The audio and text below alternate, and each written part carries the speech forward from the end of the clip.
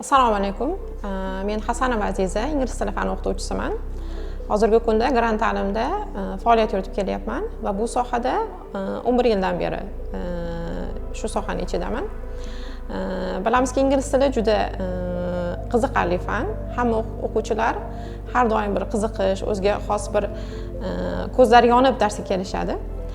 Va men uchun dars faqat grammatika, lug'atlar emas, balki o'quvchini dunyoqarashini oshirishga, ularga o'ziga bo'lgan ishonchni beradigan, qandaydir muvaffaqiyat qozonishga undaydigan dars hisoblanadi. Shuning uchun har bitta darsimga alohida yondashishga harakat qilaman. Bu borada turli interaktiv o'yinlar, metodlar, o'sha pair work, group work deymiz yoki clean metodlardan boshqa fanlar bilan integratsiyalashtirilgan holda o'tishga harakat qilaman va bu borada multimedia vositalari men uchun juda ham katta ko'makchi hisoblanadi.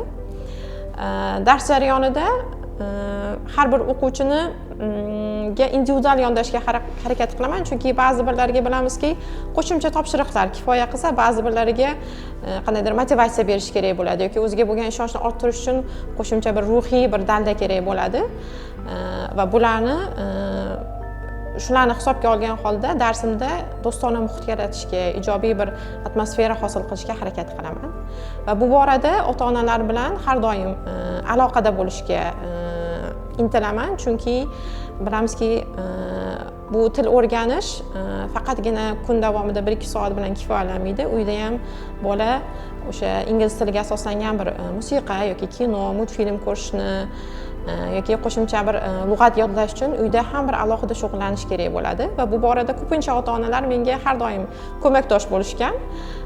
Nazorat ishlarini olganda ham, qo'shimcha topshiriqlar bilan murojaat qilganimda ham har doim ko'pchilik ota-onalar o'sha yordam berishga shay hisoblanadi va shuni qo'shimcha qilib aytmoqchimanki, ba'zi birlari bor endi orada bolalarni shunchaki o'sha ertalabdan kechgacha maktabga jo'natib mukammal o'sha tilda suhbatlashishini kutib qoladi. Bu juda ham qiyin. Albatta biz yordam beramiz maktabda o'sha til muhitini yaratishga, lekin ba'zida ham uyda takrorlashi, uyda o'sha til bilan mustaqil shug'ullanishi o'sha maktabda olgan bilimlarni yanada mustahkamlashga va hayotiy jarayonlarda qo'llashga asosiy xizmat qiladigan vosita hisoblanadi. Chunki ko'pchilik, masalan, hozir hayotimiz rivojlanyapti, sayohatga chiqyapti bolalar. Sayohat jarayonida o'sha kelgandan keyin aytib kelishadi, shunaqa bo'ldi, shunaqa vaziyat bo'ldi, shu so'zni qo'lladim, shunaqa gapirdim deb.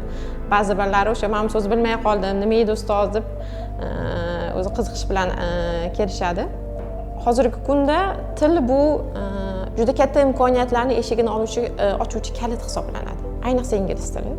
Chunki har qanday sohada, har qanday davlatga borganda, o'qish uchun, ta'lim uchun yoki ish faoliyatida, o'sha biznes uchun borganda ham tilni bilish, ayniqsa ingliz tilini bilish eng muhim bir green cardga ega bo'lganday vosita hisoblanadi va bu muvaffaqiyatning kaliti deb ham hisoblayman. Shuning uchun ota-onalardan iltimos qilib qolamanki, o'sha bolalarini tilga bo'lgan qiziqishlarini orttirishga, ular ham bir qo'shimcha motivatsiya berishlarini, o'sha maktabda ko'p sharoitlar yaratilgan, faqat ota-ona tarafidan ham bir ruhiy dalda bo'lsa, bu muvaffaqiyatga erishishni asosiy vositasi hisoblanadi deb hisoblayman. Va so'zim so'ngida, o'qituvchilik bu shunchaki kasb emas, juda katta mas'uliyat. Chunki biz bolaga nafaqat bilim, balki uni beramiz, balki unga ruhiy bir dalda beruvchi, uni tarbiyasi bilan mas'ul bo'lgan insonlar sifatida hammiz. Ota-ona qanchalik bolani tarbiyasiga mas'ul bo'lsa, xuddi shu barobarda biz ham uni ham ta'limiga, ham tarbiyasiga mas'ul odamlarmiz. Qaysi fandan dars berishimizdan qat'iy nazar. Shu sohada Grant ta'limda juda katta muhit yaratilgan, bolani har tomonlama ta'limiy va tarbiyaviy jihatdan yuksak qilib tarbiyalash uchun va biz bilan ishonchim komilki, har bir bola uchun muvaffaqiyatga erishish juda ham oson, ishonchli va qulay bo'ladi.